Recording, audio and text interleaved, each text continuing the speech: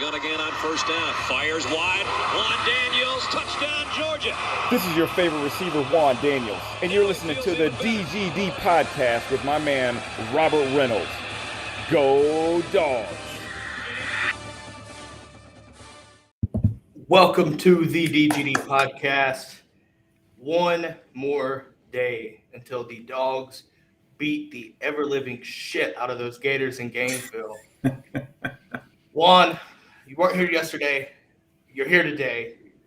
Also got Harrison Reno here, Top Dawg Talk and Top Dawg Blogs. Look, there's so much here to talk about. And for anybody listening or watching, I'm just going to let you know now, I'm letting loose because let's be honest, we're going to talk more about this, but the Dogs are in a good chance here. They beat us last year, and I'm not holding anything back. I'm just going to let y'all know that. So prepare yourselves. It's about to get juicy on today's show. That's all I'm going to say. That's all I'm saying. Anyways, Harrison, welcome to the show, sir. Yes, sir. Thank you for having me, guys. Nice to be back with man. y'all. Juan, nice to be with you, man. Yes, sir. What's going on, Harrison? First time on the podcast with you. Nothing much, man. Nice to be with y'all. Absolutely. Before we get started about the cocktail party, I've got to give a shout out to my guys at Lots of Rain Watches, guys. I'm wearing the Compass right now. Fits perfectly, and it's a beautiful watch, but it's also affordable price. Remember that. That's the key. So use code DGD at checkout and get 10% off your purchase. If you're seeing this, obviously you see the website down below, but if you're listening, lawterrain.com. That is law-terrain, TOURAINE.com. Check it out. Also, dgdpodcast.com/law-terrain if you want to go through the podcast website. With that being said, it is cocktail party tomorrow, 3:30. Look, Georgia comes in at 7-0. Florida with 3 losses already. We're going to talk score predictions. We're going to talk keys to victory. But I'm going to tell you right now, 14-point favorite here on the road, if I'm not mistaken, depending on where you look at. You'll even do the spread here tomorrow. Look, it's going to be worse than 14 points.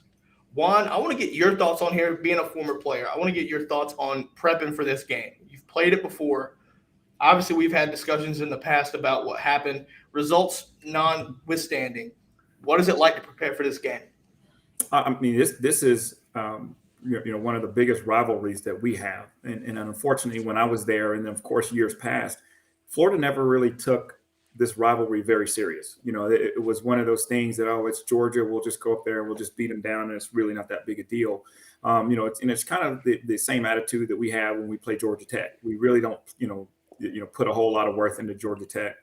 So coming from the other side, being Georgia, we have to come out and then just have that mental toughness. And I would love to have that same situation when, remember when Georgia scored and then everybody rushes off the bench and they go in there and they just jump into the end zone. I looked right then and I said, this game is over. There's nothing that Florida can do to come back and win this game. And we need to have that mentality going into this. I mean, Georgia's number one. They're number one for a reason. And so there's no need for them to let up off the gas right now. I love it. I mean, in all honesty, look, this defense is what's going. Everybody wants to talk about the offense and how we haven't, done this. We'll talk about that a little bit more.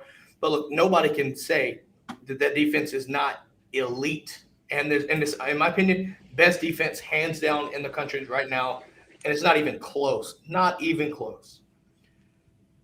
And honestly, looking at it right here with what Florida brings to the table offensively, I don't see anything changing. Harrison, I'm going to turn it over to you for a second. If I'm not mistaken, you actually write about this. So I want to hear what your thoughts are to start. What Florida brings to the table, and really what can they even do to compare with against Georgia's defense?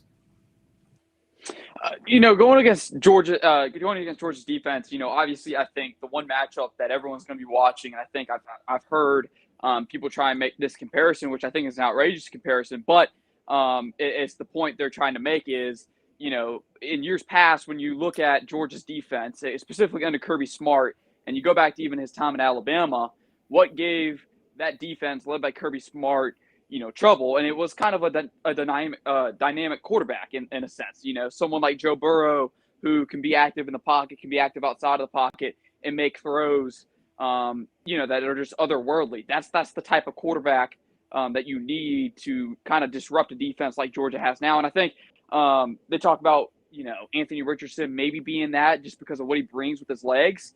I think he's a good passer, but I don't think he's a transcendent next level passer, like a Joe Burrow or something like that. But I think, for Florida, I think the big thing is they're going to have to find a way to run the ball. I think we say that every year going down to, Jacksonville. And I think Juan can speak to this more than I can. That's the game plan, I think, for both sides. You can control the line of scrimmage, you win the game. But going against Georgia's defense, I think Florida needs to find a way to air things out. You got to find a way to settle in Richardson and really challenge this Georgia secondary who, many could say hasn't been challenged that much this year. Week 1, you play Clemson, and we all thought, that was going to be a test. But in the end, they gave themselves more trouble than Georgia did in the air in that sense. And obviously, Georgia got a really good pass rush on them. But Georgia, if you're Florida, you're going to want to challenge Georgia on the back end of that defense. I don't think they can, though. You're looking at both quarterbacks. I think Anthony Richardson gives you your best shot to try to spread the ball vertically. But how are you going to give them time? And look, Florida's offensive line isn't the worst by any means, but they're also not the best that I think we're going to play. I think Kentucky was the best offensive line that we played, in my opinion, so far. But with that being said, there's some names, one particular we're going to talk a little bit about here in just a second, that Florida's offensive line did not see last year. And I'm telling you, he's also going to make the biggest impact in this game. And that's Mr. 99, Jordan Davis. Georgia fans remember this, right? Everybody wants to say that was making an excuse, but there is no question how big of an impact Jordan Davis is going to make on this game tomorrow. There's no question how big of an impact it's going to be ridiculous. Obviously you look at Jalen Carter, played a lot last year in this game. Defensively, I thought we did fine. I think, everybody looks to the wheel route and wants to talk shit about Georgia getting beat by the wheel route. Fine. It ain't happening this year. It's not happening this year. And Jordan Davis is going to cause this defense to be able to wreak havoc on either quarterback. I expect you to see both, by the way. It doesn't matter. They're going to be, pressured all night. With that being said, though, go ahead, Harrison. And sorry to cut you off right there, but, you're talking about the wheel route. And they were targeting, from what I remember to my recollection, and correct me if I'm wrong, it was usually the wheel routes they were targeting Monty Rice, who going into that week, I believe if my timeline's correct on this, Monty Rice hurt his foot or was dealing with a foot injury going into that week. And now you look at Georgia's linebackers, Monty Rice is more of a bigger linebacker guy who was built to stop the run, the prototypical 3-4 inside linebacker that, Georgia's recruited for years, but you look at Georgia's linebacker room now, you have a bunch of Nakobe Deans, guys that fly around, guys that aren't just there to stop the run. Yes, they can do it, but you can also put them out in space and coverage and trust them to get the job done. Juan, we've been talking. Look, the shit talking ain't even started yet, and I'm already talking a lot. I'm going to let you talk about it, right? I want to let you talk about what you think will happen tomorrow. I agree with Harrison. I mean, we've got linebackers that can run. I mean, anytime you got a linebacker like a Dean that can start from the opposite A gap and then go all the way out to the flats in no time, that's a problem. So I'm not worried about the wheel route. Jordan Davis, to quote Santana Moss from Miami, big time players make big time plays in big time games. He's done it all year. And if he's not the best player right now in the country, we've got a problem with the system. And so he's going to continue to do Jordan Davis things. And just like Harrison talked about a little bit earlier, our secondary really hasn't been tested. We haven't had that quarterback that can actually sit back there and have enough time to test them because our front is so dominant. They are just they're so dominant. And historically, when you talk about Kirby's defense, he has struggled with those mobile quarterbacks. But then you go to Jefferson at Arkansas, and then you go to Bo Nix at Auburn, And we actually did a fairly good job. Now, Auburn moved the ball on us a pretty fair amount. We did have, struggle a little bit with Bo Nix, but our recovery was great. We did a great job against Levy. I mean, we did a great job, and he is more of an accurate passer than you're going to find in your Bo Nix and your Jeffersons, and he does have some of that type of mobility. So going into this game, I feel really, really good about what we're going to be doing. We're going to dominate up front, and I do think that we're going to make some big-time plays in the secondary. They're going to test us deep.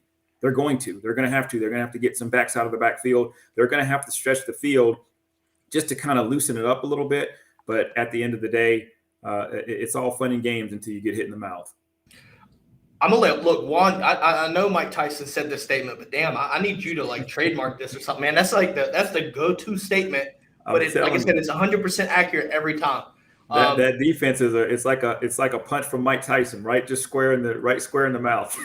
Oh no, looking at it right here, right? I think Florida's going to take shots. I think they have to, but I don't see them being successful. Watching film study last night, Brooks Alston, I'm gonna give him a shout out here. Watching this film study, I am in 100% agreement here. Our defense on all three levels, whether it be, I see them trying to take shots. I just don't see them, executing on that level that they need to be able to produce offensive output and score. I expect turnovers. I think especially if you put Anthony Richardson in there, he's more, he's not, I guess you could say he's wet behind the ears still. And honestly, both of them, they lead the FBS in interceptions. I'm not saying that I expect to pick at least one. But also, a lot of really problems, right, comes from their defense. Not even much to their offense, but their defense. But I do want to say this one right fast. Going to the brigade for 1 second, I saw this and it's perfect. If it's Emory all game, this is Cam Manning. If it's Emory all game, Georgia wins by 50. If it's Richardson, then UGA wins by 47 maybe. Look, I love the eagerness right there. I love that score prediction right there. I'm not going to lie. But look, I expect Georgia to run the ball a lot, establish the line of scrimmage, because you just gave up 287 yards to Davis Price down there in Baton Rouge. We have – well, I know Kendall Milton's out, but, you still got Zeus, James Cook, McIntosh will be back. Just saying. I expect him to run all over that, but I also expect Georgia to hit some passes and things like that. Harrison, what do you think about that? Honestly, talk about Price and how they ran for, 287 yards on LSU. I was just watching a breakdown on that game this morning, and most of it, what they were running, it was the same play. It was a counter play where basically, Florida, the linebackers bit so hard. And they had, as many guys in the box as possible, that you think would be able to stop the run. They just couldn't. So, obviously I think Florida's going to try and fix that, but I don't think in years past, I think Georgia struggled with trying to run the ball out of counter and some counter sets. So obviously, I think Georgia's going to target them. That's the mantra of this football team. No matter who the OC is, Georgia's always going to be physical up front and run the football. With Zeus back there, you get Kenny McIntosh back. I think they're set for a big game. But I'm excited to see what James Cook does. He's kind of evolved each and every week and he's taken on a new role of sorts. Each and every week for Georgia. So I'm excited to see what those backs do Saturday night against Florida's defense. Jermaine's saying that he wants to see Dejan running all over Florida. Imagine a fifth-string running back dominating Florida. Wouldn't that be nice? That's a great day. I love it. That's a great day. That's how you. If you see Dejan score a touchdown, to me, either one of two things just happened. We're screwed because we've lost a lot of running backs to injury, or we're just having that damn good of a day. I expect the latter. I'm just gonna leave that there, boys. Just saying. Maybe Jalen Carter gets in on goal line. Yeah. Oh my God! Give me no, hell no. Give me a Jordan Davis rushing touchdown. Like the old days of the refrigerator William Perry, right? Oh my God, no, that's worse than a refrigerator, man. That's like a damn deep freezer. Don't give me that. I'm just saying right now. Send those guys out for a while. Oh my God! Look. I know Brock Bowers is off. looking at this right here, though, right? I'm gonna do this because I can. Give me, the Hippo. I think it's called Hippo. The package right there, right, with Jalen and Jordan Davis. Give me Jordan Davis on a flat route into the end zone. Give it to me. And then Jermaine says, and then does the Heisman pose. Yeah. If he does, look, if this happens, Kirby, if you're listening, I hope you listen to me. If this happens, my man's going to end up in New York. This is what I can guarantee. If Jordan Davis scores a touchdown, he's going to win the Heisman. That's just it. Because let's fucking go. Give it to me. He's a fan favorite. Everybody loves Jordan Davis. They love his smile. They love the fact that he goes and he prays with his mom before the game. He is, everyone just rallies around him. He's just an unbelievable, awesome guy. And to see infectious. Him celebrate, that's my absolute favorite, is to see him get excited and have his teammates celebrate around him. And he does the things that he doesn't have to. He gets in on the goal line, he blocks. But I'm telling you, you either give him a rushing touchdown or give him that pass out in the flat, showcase those hands, Jordan Davis, then we got a Heisman winner. Look right here, right now. Look, anybody that doesn't have Jordan Davis in your Heisman candidacy notes, you're wrong. For one, it's not a damn stat award. It's not.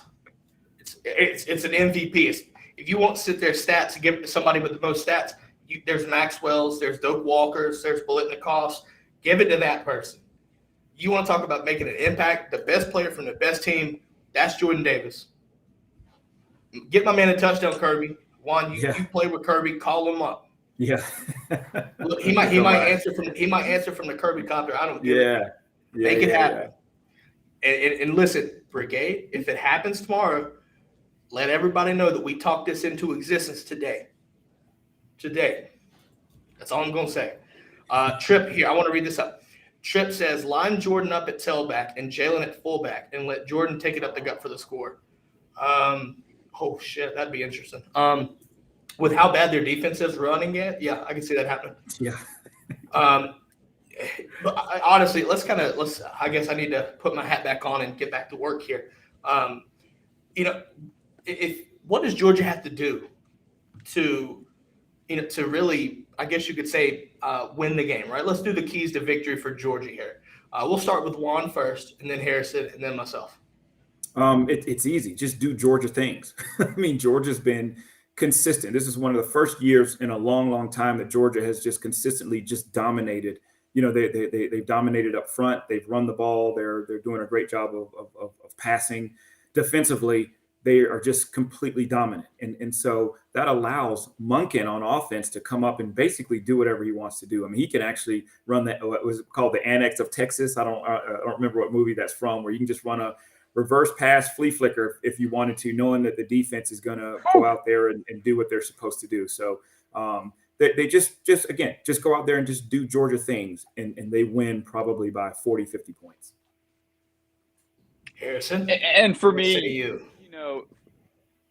for me, I think it's stick to what you did, in these last 4 weeks. I think Georgia's going to come out this game. We know what Todd Grantham brings defensively. He likes to bring pressure. No matter who the quarterback is, he's going to bring pressure. That is how he rattles quarterbacks. And if you're Todd Monken, I think we're going to go 13 personnel a lot. Georgia's new. Who would have thought Georgia fans would have loved to see 13 personnel when Todd Monken was hired? Right. Who would have thought? But I think we're going to go out there. Georgia's going to go out there, go 13 personnel. You got to get Stetson, move him. That's what he likes to do. And I think even J2 to an extent. A lot of play action, really, really get that Florida defense trying to commit to stop the run before hitting them over the top. I think that's the game plan all day, is utilize your tight ends. You know what Georgia's game plan is to win this game? Make it safe down to Jacksonville. That's all I'm saying. I love it. That's all I'm saying. I love it. Look, hey, all right, if you're in the brigade, I need your keys to victory while we're sitting here talking, and we'll read them as we go. Uplike says, yo, how is it going, sir? Listen, I haven't saw that name before, so welcome to the show. Tanil with the yo as well. Apparently there's an echo in here, so I'll repeat the yo back. Tripp said, responded to what Jay said earlier. They'll be gaped open after Jordan busts up through there. If that happens, look, I think Brenton Cox might, pull something and tell the coaches, I think I heard something, coach. But no, in all honesty, though, looking at what Georgia has to do, right? I think you established the run early. Look, one of the things that I'm excited to see, and we'll talk about it right here. I think you see both quarterbacks, but I think it's more of a management situation. I think you need to. I think Stetson starts, and he's earned that right to start, in my opinion. But I do want to see JT back in because, in my opinion, JT is the catalyst for a championship run. Not saying that Stetson couldn't this year with how things are going, but I do think that JT provides the I guess you could say the juice to get us where we need to be, and that's the national title. But obviously, I want to see JT come in, and I want to see if he plays relaxed and if there's any rust. I don't think there is. But nonetheless, I think it's going to be interesting to see how Kirby manages that quarterback rotation. Like I said, I don't want to see this carousel where you're putting a guy in middle of the drive or a couple drives and take the hot hand out. I don't want to see that. If Stetson starts and you see, if we're sitting there and we're dominating in the first half and it's blown out, let JT in, get him some reps. Obviously, game reps are more important than practice just because it's real speed. Ease him back in because after that, after Florida, our schedule's drastically easier. I know you look at Tennessee in a couple weeks, but you still got Missouri, Charleston Southern, whatnot, and the Nerds in Atlanta. But, obviously you want to ease him in and get him ready, right? I was looking here while Harrison was talking, actually, and Brooks also released the, I guess you could say, the injury report. Kenny McIntosh is expected to come back and be ready. Jermaine Burton, Rosemead, and Arian Smith all are expected to play. And then on defense, you got Chris Smith coming back, is expected to play as well. So Georgia's getting healthy at the right time. And I think that only bodes terrible news if you're a Gator fan. I agree. And I love what you're just talking about in regards to our quarterbacks. Stetson's doing a great job, and he's playing big and big-time games. And I love that. But I'd love to see JT Daniels in the game in Jacksonville. I mean, there's one thing to go out there and play in USC and play the UCLAs, but there's just something about playing Florida in Jacksonville that, you just have to be at the top of your game. And then no matter what the spread is or no matter how bad the team is, the atmosphere just kind of, just kind of puts you in that pressure type situation, which I think will be great for JT Daniels to get in. There's going to be screaming fans, both sides. It's going to be absolutely crazy. He'll never experience anything like it. He may have been to a game, but actually playing in that game is going to be something completely different. So to have him go out there and perform, I think it's going to be great. I think that Stetson Bennett's got something to prove. I mean, he didn't play very well last year, but he's got something to prove. He got banged up too, I think. But yeah, I think you're right there. I think even I think we were playing well until he got injured. And then kind of things just kind of derailed, in my opinion. I want to see both quarterbacks go out there and execute the offense. And if you see that, then that tells me that, Kirby has two competent quarterbacks that can go out and win you a game. And that bodes really well, especially come playoff time. If, say if JT earns that starting job, I think if JT gets that starting job back, if he starts to struggle, you can sit there and the guys already know Stetson. They trust Stetson, everything like that. I don't see a drop off there. I mean, there may be a slight difference, but then, if JT's starting and he gets put out for Stetson, you're actually adding the athleticism there for the defense to sit there and have to worry about. And this is all a great problem to have. I'm just going to leave that there. It's a great problem to have, but it's still a matter of management, right? I think you have to manage it the right way, and I expect Kirby to do that. And I think, talking about the two quarterbacks for Georgia, the good thing is, the game plan for Todd Monken is not very different from the other, depending on who the quarterback is. Yes, with Stetson, you're going to want to get him mobile. You're going to want to get him a lot of read options, give him a chance to kind of keep that defense at bay and not zone in on stop of the run. As opposed to when you have JT in, they can, that backside end can squish down in an attempt to hold the back from getting back to the backside, cutting it backside. So, you got to establish a run if you're Georgia, and you also got to establish the threat of getting the quarterback out of the pocket And I think one of the best ways to do that is with play action, whether it is JT or Stetson. But I agree with both y'all. I think Stetson will start for Georgia this weekend. I think he's earned that opportunity. And I think, everyone on this team has a chip on their shoulder from what happened last year. For many of these guys that are on the roster, that was their first time losing to Florida. And I can promise you most of them probably don't want to lose to them again. I'll tell you somebody that doesn't want to lose again, and that's Kirby Smart, especially the Gators, which is why in our score predictions you're going to see a wild one, but I think it happens. But enough about that. Look, the brigade is coming in hot and heavy. I don't know if you're watching this, Juan, Harrison, y'all are seeing it, where there's so many comments flowing. This is ridiculous. I love it. But I do want to talk about these injuries, right? Georgia getting healthy at the right time. You bring in Arian, Marcus, and Jermaine. But let's not overlook what AD and Ladd has done, right? With that being said, what kind of conundrum? Well, I wouldn't say a conundrum. How do you manage these receivers coming back? Juan, you've played receiver, and I know you've had this situation before. Do you think Georgia should put those guys back up to start, or do you think Ladd and AD have earned their way to a lot more playing time? What do you think? Well, I mean, it's not necessarily, putting those guys out there to start. This is a great problem to have. It's how do you practice? And then what are you doing in the game when you're not getting the ball? And so these are the things that I'm going to be looking at. And then, of course, who's going to be able to step up and make the big plays? And Ladd's done a great job. Mitchell has done a great job. And obviously you got Bowers who, these guys have stepped up and done what they were supposed to do. And so now it becomes a fight. It becomes a battle. And guess what? Iron sharpens iron. So just like you talked about, with, there's not been a lot of fall off when Bennett takes, over for JT Daniels. Now we're having the same issue when it comes to these receivers. You all have guys that are just going above and beyond to try to get there, get out there on the field to make plays.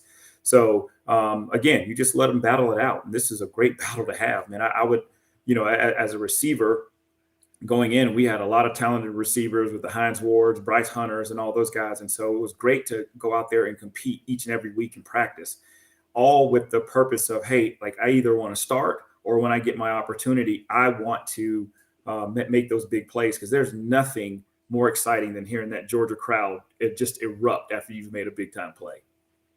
I look back at wins, that catch in the end zone, that touchdown there. Look at Lawrence Cager in 2019. I think it was 2019. Look, you see some of these plays that electrify the stadium, right? Jacksonville is a place where, either fan base, it's already hyped up beyond reasonable doubt, in my opinion, just how hyped up they are. They're almost as hyped up as a normal home game.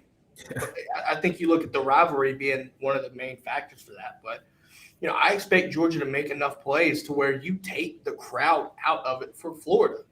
If that's the case, it becomes a home game for Georgia in enemy territory, and it gets ugly. Because if I'm not mistaken, just watching it from TV, Jacksonville State, that stadium is just loud. So if it's, Georgia could red that thing out. I'm not opposed to it, but, make Florida play a away game, even though technically they're basically playing at home. That would be a sight to my eyes. I'm telling you that. Yeah, you're right. It's kind of like when Georgia went up to Notre Dame. It was basically a home game for Georgia. But I tell you what, though, we can get this Florida crowd out of it very, very quickly. They obviously they feel like that, they're going to be the difference. They're going to be the ones that are going to upset Georgia. I mean, think about it. They came close to beating, or tying the game up with Alabama, which was their moral victory. But just think of what all they're going to put into this game. I mean, at Florida, they have a disastrous situation down there. There would be nothing better for Mullen than to come out and pull an upset. I mean, that would just be something that would be great for him. It's just not going to happen. It is, if anything, we need to be the ones to help him, get out of the door and kind of push him out of the door. Yeah, I'm right there with you, Harrison. Sorry. So I want to talk about this right here first. The receiving core, right? We're going to include tight ends on this. In the passing game, how I guess in my opinion, how do you sit there and have that many weapons and expect a defensive coordinator to be able to manage that along with the running backs? Like, I feel like this would be a nightmare, but why do I feel like Darnell is going to have a breakout game? Why do I feel like that's going to happen? Well, for the most part, it's because, we haven't seen much of him. I mean, yes, he played extensively, and I think he played the most he's ever played this year so far against Kentucky. But, this is his type of game. If you're looking for someone that's going to benefit from the attention being shown to Ladd McConkey, to A.D. Mitchell, to Brock Bowers, it's going to be Darnell Washington. And maybe you could even say a guy like John Fitzpatrick. Georgia, they love those 13 personnel sets. I love to watch them because you never really knew what Georgia was going to do out of them. They ran out of them, and then just did normal passing out of them. So there's much out of those sets. And I think, getting Darnell Washington out in space, letting him go be a weapon like he was for much of the end of last season when JT took over, I think he's set for a big game. I don't remember seeing much of him in the passing game against Florida this time last year, but I think that's going to change today or Saturday. Excuse me. I'm already ready for game day because I just think Georgia has so many weapons on the outside. They're going to have to stop. They're going to have to forget about someone eventually. I think you could look at Darnell being a factor in the middle, right? I think Georgia needs to threaten those that secondary, right? I mean, Georgia's inferior in basically every position, in my opinion. Maybe look, Kyer Alam is going to be a good player, but I think with the weapons that we have, that you're going to open up. In my opinion, you're going to be able to open up the middle of the field because I don't trust their linebackers to cover Darnell, and especially Brock. If you sit there and let him run up the middle or however you want to use him, Kirby and Todd Monken have a great problem, and that's so many weapons that it's hard to choose which one, which makes it really easier for JT or Stetson, whoever's playing. So I mean, look, I think you could honestly pass the ball every play and still find a wide open guy. Yeah, I just don't know if Florida can get enough pressure to do that. It's going to be tough, and you talk with Harrison just talking about that 13 personnel. Who would have ever thought that you could do that in the SEC and be successful? I mean, it's just unheard of. And you think of 13 personnel, you're thinking of Stanford, who always have 3 tight ends, and they're known for their tight ends. And you saw that when Ohio State did that against Clemson in the semis, and Ohio State just absolutely destroyed Clemson and had a huge problem for Venables, with those tight ends. And so now to see it being brought to the SEC, man. Who do you cover? Well, the thing about 13 personnel, which makes it scary, is the fact that it's not just a specific run play. You could actually run, passes out of that too. And that's a testament to what Todd Hartley has brought to Georgia and in that tight end room. And look, next year you could definitely see the same damn thing, right? You have Delp, Bowers, both will be freshman and sophomore. Darnell with the junior. I mean, I think Fitzpatrick will be gone, but I mean, nonetheless, you could still see that for years to come, depending on how Georgia recruits the tight end position. And I don't expect it to stop, producing at this level here. Which, talking about recruiting, go ahead, Harrison. Just real quick, talking about 13 personnel real quick. One of the things that Alabama did at a high rate last year was they were able to beat people with just 2 receivers on the field.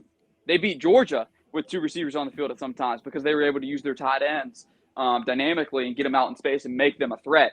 Alabama last year under Sark had a bunch of plays, shot plays, where they had 7-man protections. It's because they had the elite receivers to go downfield and make plays in one-on-ones, sometimes even double teams. That's what we're seeing from Georgia 2 weeks ago against Kentucky. They were able to make plays with just Adonai Mitchell and Ladd McConkey lined up on the outside. I think that's something Georgia's going to have to continue to develop, make sure you can continue to do that. Because if you're beating people with just 2 receivers, I think that's the mark of an elite team.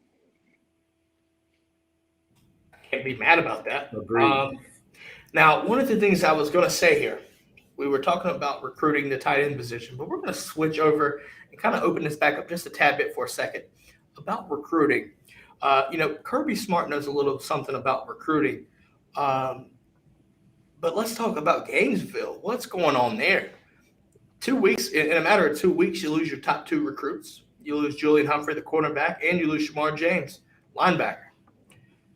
And what makes it even better, if you're a Dawg fan, is both of them are considering Georgia. And look, I love what I see in Humphrey. I think Humphrey would be a great addition to the secondary. Kid's very fast. He's strong. He can tackle. Right, everything you want to see in a secondary position player. Shamar James is a great linebacker prospect. I think you like what I see there. What is going on, Juan, from a recruiting standpoint? To me, I feel like the recruits know what's going on, which is why you're seeing these guys decommit. I think Todd Grantham is gone. I think that's the case. I think Dan Mullen, depending on how things go, you could see him go at the end of the season, maybe next year, depending on how things go, I guess. But nonetheless, when a recruit decommits like this and is looking at their rival, is it a sign of, what could it be? Do you think it's a sign of seeing something within their program that they're committed to, or do you think they like what they see better? Obviously, I don't want to speak on behalf of a kid, but from your thoughts, what do you think it could be? I think it's, problems from within. I mean, everybody knows historically Dan Mullen is just not a very good recruiter. And so it's just a matter of how is he talking to these kids? Or is he saying the right things to make them want to stay? Look at how many kids have been just left the state of Florida. I mean, that right there should be a problem in itself. And then, of course, you've got this turmoil. Florida is just up and down this year. They'll go and get blasted by a Kentucky, then turn around and, Kentucky blasts LSU. So you're thinking, okay, well, Florida will go out there and beat LSU, and then they end up losing that. And it's just absolute chaos.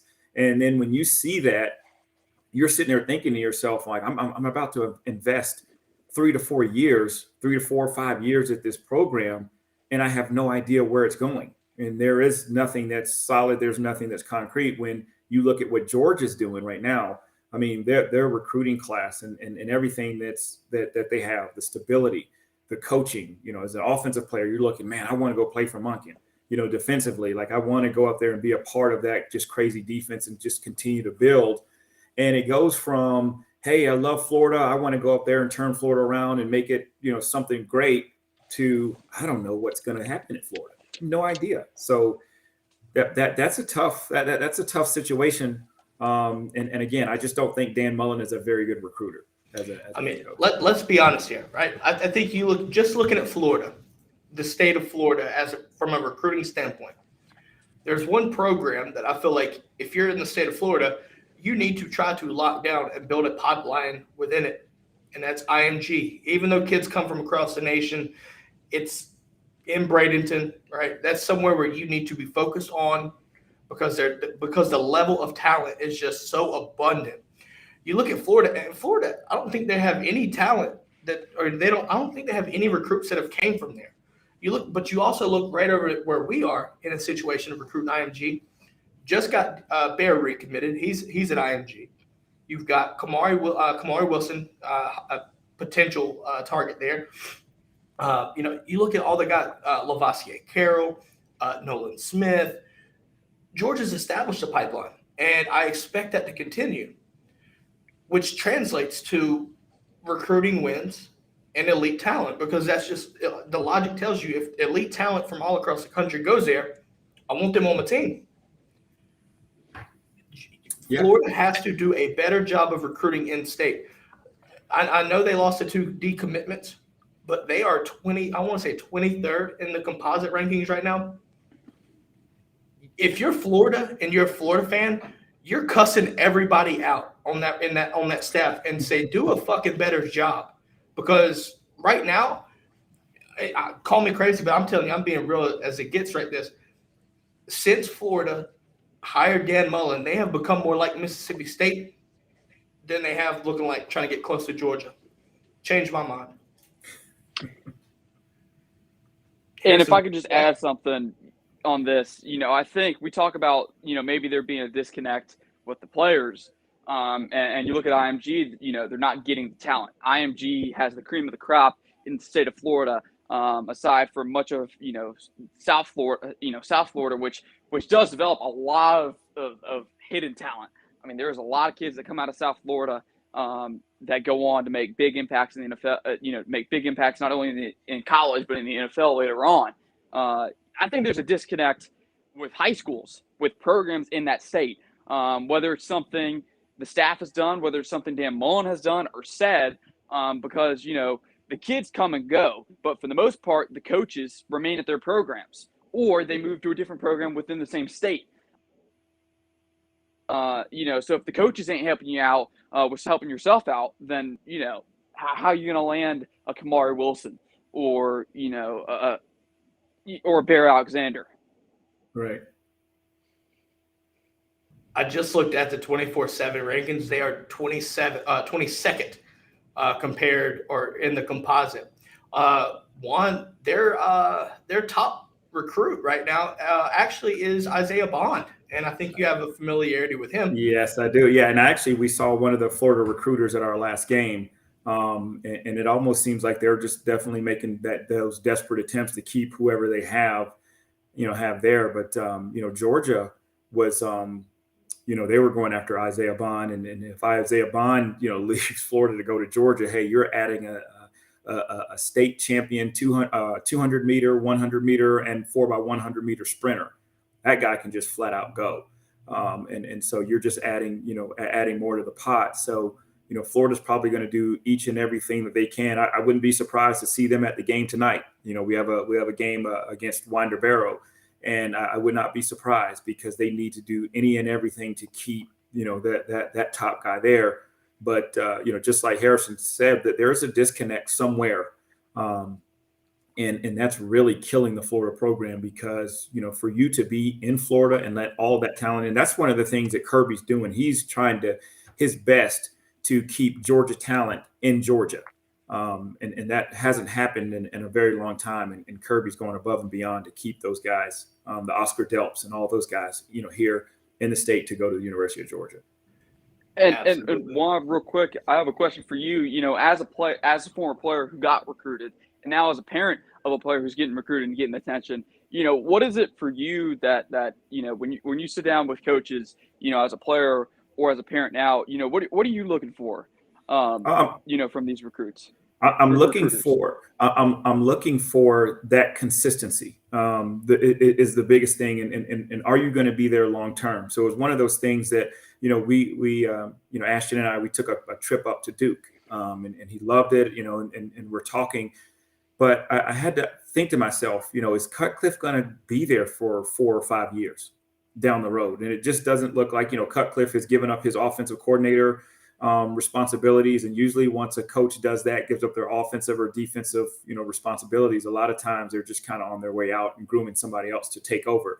So you just kind of have to look at from a long-term standpoint. And then I tell my son, I said, don't think like a 17-year-old Ashton. Think about a 40-year-old Ashton. And what would you tell yourself, down the road down there? And for me, I would just say, am I going to be a part of a program that is on the up and up? And for me, it was Eric Zier. So I know Georgia didn't really throw the ball a lot, but then you bring in an Eric Zier, and then you were also recruiting a Mike Bobo, who those guys are known for throwing the football. And then, you got your Andre Hastings and these other receivers that they're recruiting. And I'm thinking to myself, man, that looks like something that I want to be a part of, versus these other places. And my other top one was Auburn. Like I really, I grew up a diehard Auburn fan, but all that turmoil that they had. And of course they went on probation for 2 years, no TV, no bowl games. So I'm sitting there thinking to myself, man, had I gone there and then just, what would life have been like? And that's not necessarily the college experience I would have wanted to have,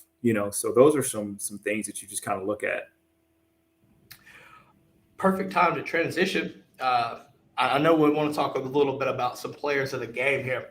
So I want to give each one of us give our prediction for the player of the game.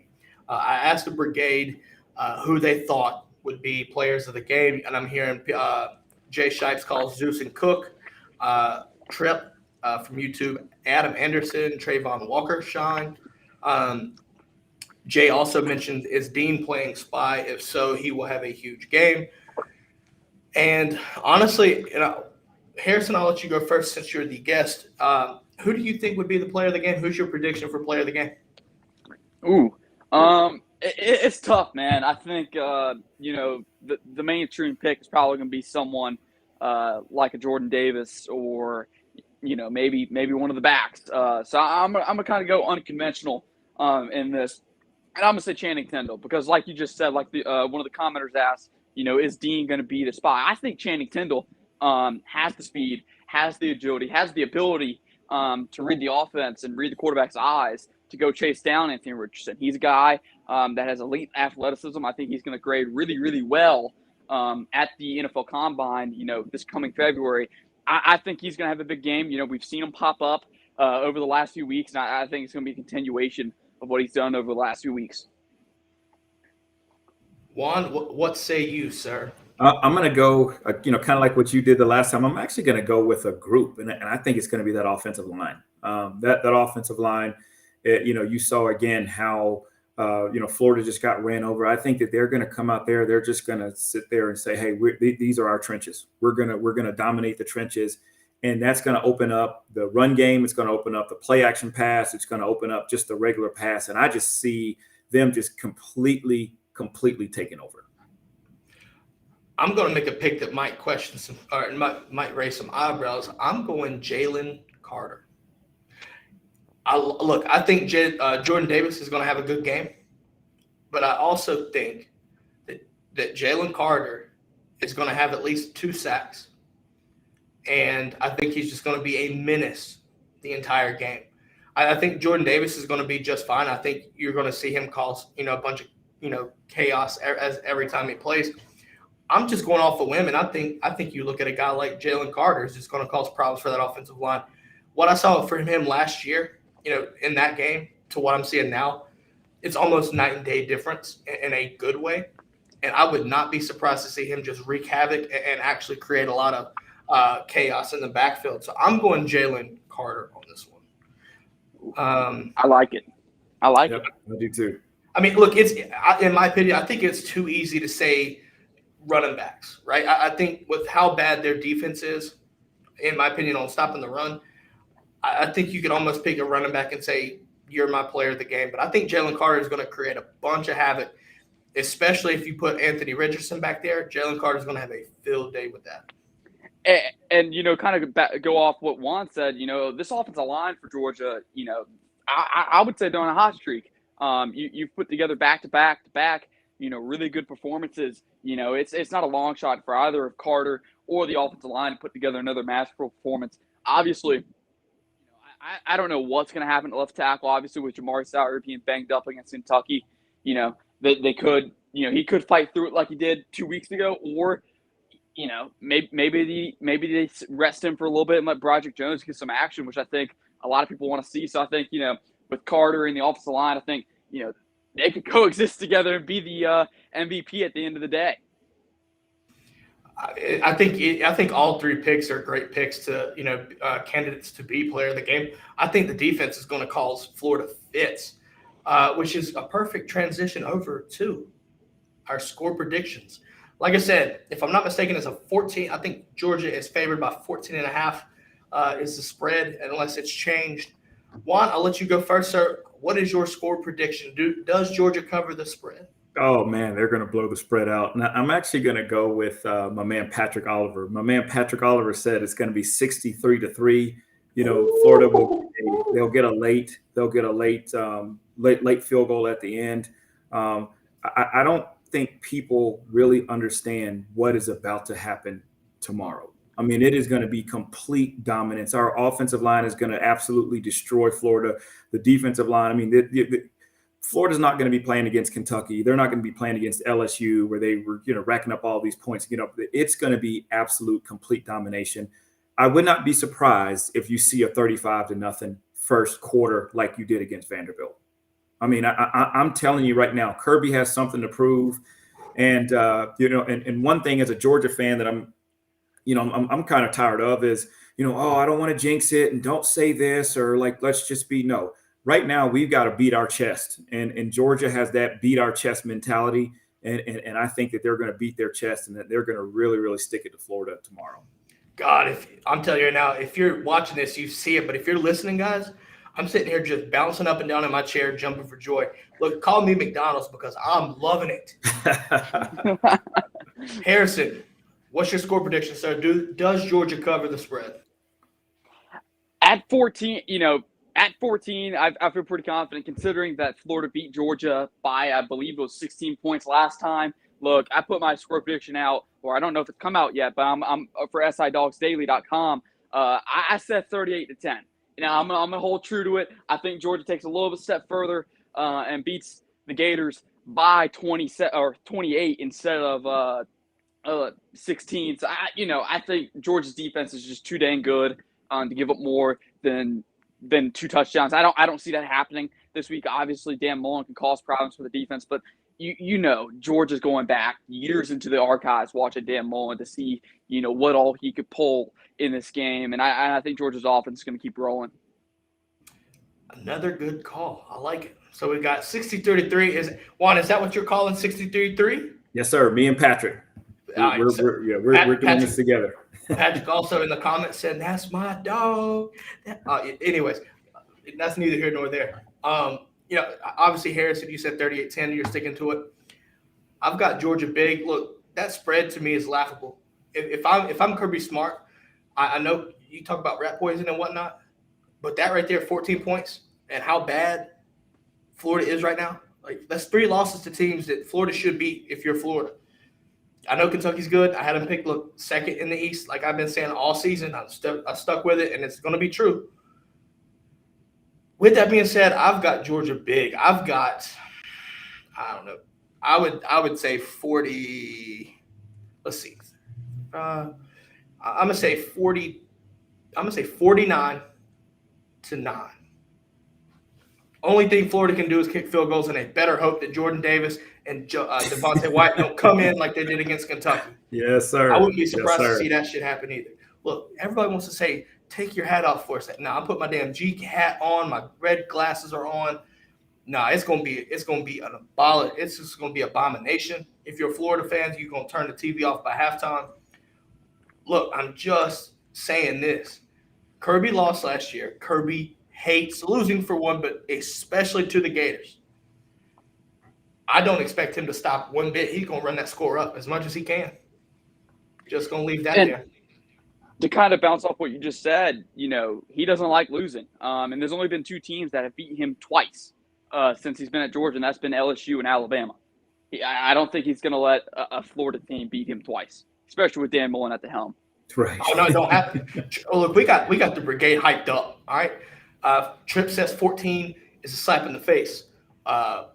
Tripp also said Kirby and Muschamp going to dismantle the Lizards. I like the way you think, sir.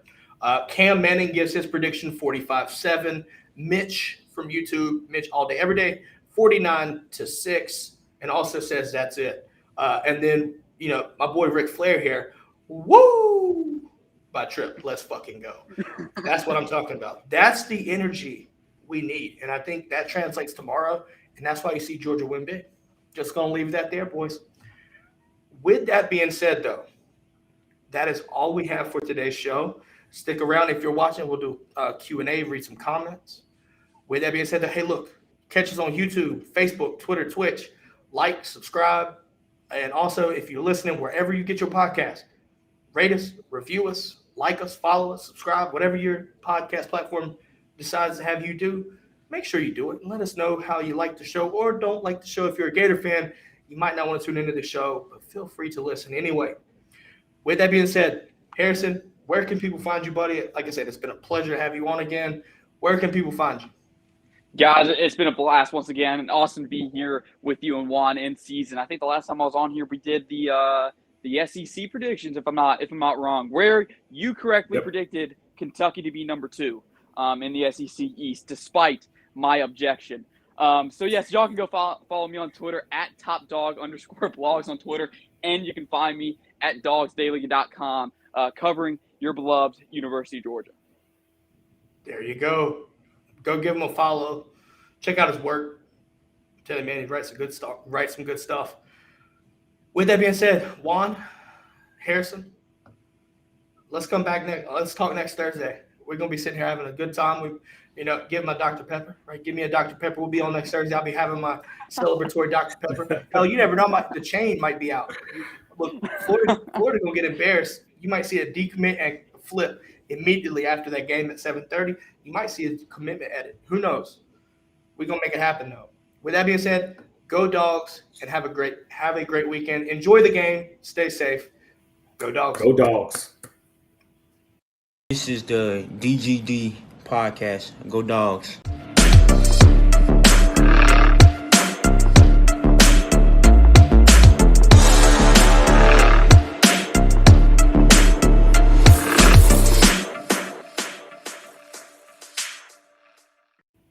All right, Brigade, we're back. And if you're watching, the podcast only gets a little bit of how hyped up I am. You're about to catch me loose just a little bit more. Look, stick around for Q&A. If you got comments, shoot them out. Juan, I want to get your thoughts about this. While people pop in their questions, things like that, Mitch, we're going to stomp a big G-shaped hole in their hide. I like it. What was your favorite memory playing in a cocktail party out of your time in Georgia? I don't have one. I really don't. I mean, we lost. We lost. In '93, we had an opportunity.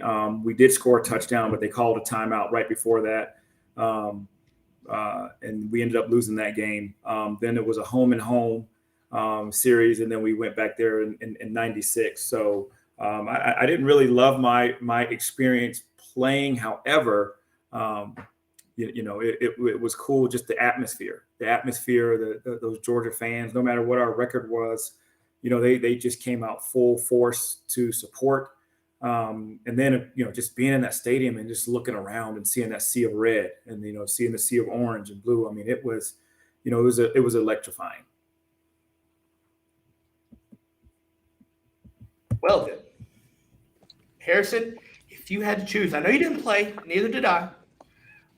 What would be your choice for your favorite game that you watched? Favorite experience, favorite moment in this rivalry? Oh, I think this may be a mainstream pick, but I think that 2017 shellacking was by far one of my most favorite games to watch between these two teams. Obviously, the year before Georgia did get a lead on them, but ended up blowing the lead and letting Florida come back and win the game. That whole season, I mean, that Tennessee game, that Florida game, so fun to watch. Absolutely. I'm going to go in between y'all's picks right here. 2007, the team comes out and parties in the end zone after No-Shawn dives over to get that touchdown. Look, I'm too young to say run, Lindsey, run. Even though that's an iconic call, I understand. I can't say that I've experienced it, therefore I cannot use that. 2007 was about as hype as I've seen any team in that moment. Like the fact that they had every single team, almost everybody, come out to the end zone. Mark Richt said, fuck that. Give me the 15. I don't care. He was there, wanted to make a statement. Look, and Georgia had that upset victory that year too, with Mr. Tebow and the whole ministry of convicts and shit, let's be honest. Look, that, in my opinion, that was a great moment to see. I know there's been a lot of good moments in this rivalry, which what makes it what it is, right? You could also look at Lawrence Cager, right? The great story coming from Miami, giving it to Florida one last time in the cocktail party, right? I loved it, right? I love that touchdown, wide ass open, loved it. It's just a lot. So we're going to go to the comments here. Jay Shipes, great memories in Jacksonville. Must do it once if you haven't been there. Patrick Oliver says 2017, definitely. Trip 07 game was friggin' awesome. Patrick also laughed at my comment about the Ministry of Convicts. I guess it's ironic. So ironic. Yeah. But yeah, that like you said, that 07 game, when they scored that first touchdown, everybody comes out there. I looked at everybody that was in the house and I said, it's over. There was nothing that Florida could have done after that. And then I think Florida scored a touchdown later on, and then they did the same thing. But I was just like, it's just too late. That was complete and just dominance, and there was nothing that they could do to recover from that. And I don't think that as Georgia fans, I don't think we were as any more excited as when we saw that take place, because you got a Mark Richt that's very conservative, very, hey guys, let's not get any penalties, let's not do anything, basically saying, listen, we better go out and get a penalty after we score our first touchdown. And they went above and beyond. That was great. All right, so Patrick also wants us to make sure that not to remember the laptop thief that transferred to Auburn was in that ministry of convicts as well. Old Cam. Yes, sir. Yes, Look, sir. I don't care what anybody says, man. I'm just saying that whole ordeal was interesting, right? That team, look, I hate Florida with a passion, but that team had a lot of talent on the field. But yeah, they did. Yeah. But they had a lot of talent off of it too. A lot of problems off that. What is it having? What is it? Urban Meyer? That's right. Oh yeah. Mr. Grind My Gears, Urban Meyer. Right? Seems to have trouble everywhere he goes, right? It's led from Florida to Ohio State, then all of a sudden he's down in Jacksonville, and it's just he's close to Jacksonville. I mean, look, don't put it past me for sitting here watching this happen. I'm calling my shot now. Urban Meyer will be at Jacksonville. For some reason, he'll be there, and there will be a girl grinding on him again. Watch. Just wait. Just wait. All right, so Jay Shites asked if Herschel's Georgia's biggest DGD is Aaron Hernandez, the Gators legend. I mean, he hung around for a little bit, and maybe Jay.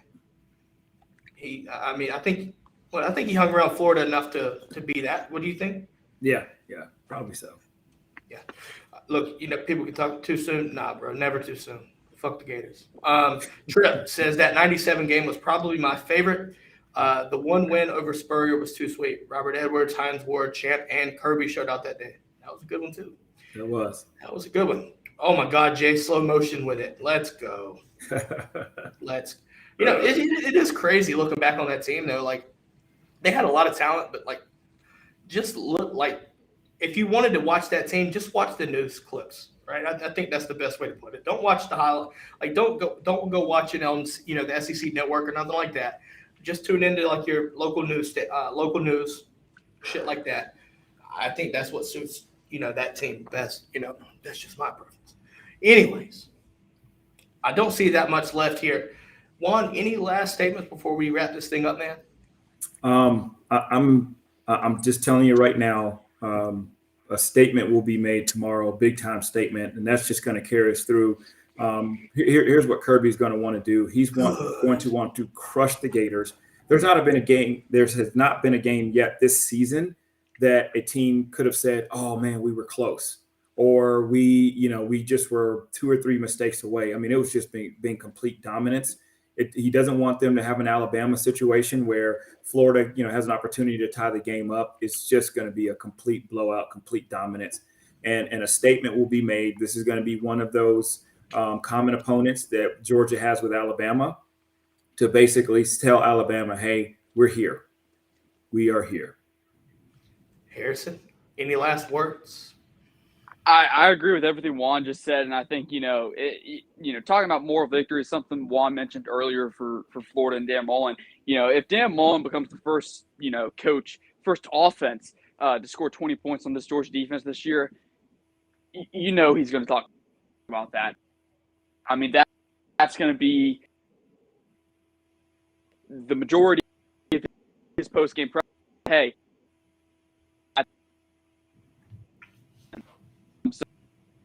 Out in this game. Harrison, you broke up more than Georgia's going to break up passes from damn Anthony Richardson tomorrow. Oh, anyway, that's my bad. Try to repeat yourself. No, repeat yourself. Replay the down. Go ahead. All right. Just talk. I give up 20 points to Dan Mullen. It's going to be in the press. He's going to talk about it. You got to hold him to under 10 points or under 13. Don't let him score more points than you have all year. So I think Georgia will do that. I've seen people predict that Florida's going to get 20 points in this Georgia defense. I don't think that happens. I don't think that happens until maybe Tennessee, just because of the offense Tennessee has scheme-wise. I don't see nobody scoring more than 21 points on his defense unless you go to the playoffs, maybe. Sorry. You just don't get enough time. You just don't get enough time to sit there and hit the deep plays that you need. And Georgia's so good at playing short, right? you have to hit the short games. Georgia's too good in open field tackling. I think Kentucky showed the blueprint to sit there and sustain drives. But you've got to take shots and call calculated trick plays and got to make them work and got to execute. Mm-hmm. And all of that together, it's not easy to do. And I don't see anybody scoring 21 points on this defense unless Georgia wants him to give up 21 points, which I don't see that happening. My final words before we wrap this up, guys. To hell with Georgia. To hell with Florida. God damn. To hell with The bonus Florida. brigade to break up with you. Yeah, no, yeah. I was about to log off. What did he say? What did he say? To hell with Florida and the mule they rode in on. That's all you need to say. I had Georgia on my mind, like Ray Charles, baby. I'm sorry. I'm sorry. Shoot me dead. All right, shoot me dead, Someone's please. going to clip that. Somebody is going to clip that. Look, Exactly. Look at this traitor. Look at that Benedict Arnold. Yeah. But no, Irk Russell is going to be smiling, is all I'm going to say. Once more. I think everybody knows that. Look, that statement lives in my head, especially cocktail party week. Let's be honest. And I think Kirby gives old Irk and oh my God, I really wish Munson was here to call this game, this beatdown, because let's be honest. I think if Munson was around, Munson would come into this game and call it from wherever he wanted to. Honestly, I could From just his broken chair. Yeah. Yes, sir. Yeah. I'm telling you right now, though, man. Like, I think I have one thing I do want to say is, like, I just wish that Munson was still around to call this defense. I really do. I think that would be like, that could be my dying wish. Make it happen. Somebody make that happen, because I'm telling you right now, Munson was always that pessimistic kind of guy. I don't think you hear that one bit from him this year. I don't think you would. Don't think you would. Yeah. It's a different team. Oh, it completely is. It completely is. With that being said, I hope everybody enjoys their weekend. Enjoy this ass whipping that the Dogs are going to put on you, Florida fans.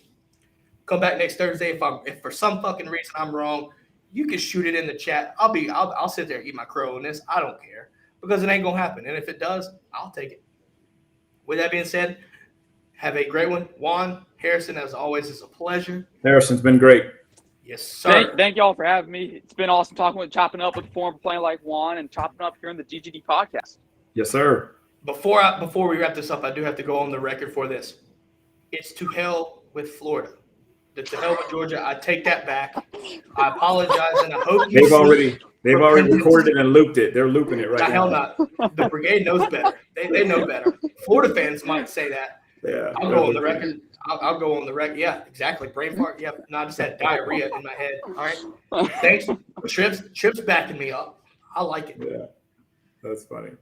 All right. We're wrapping this up, guys. Go Dogs. Have a great weekend. Go As Dogs. always, catch us next Thursday. We'll be here.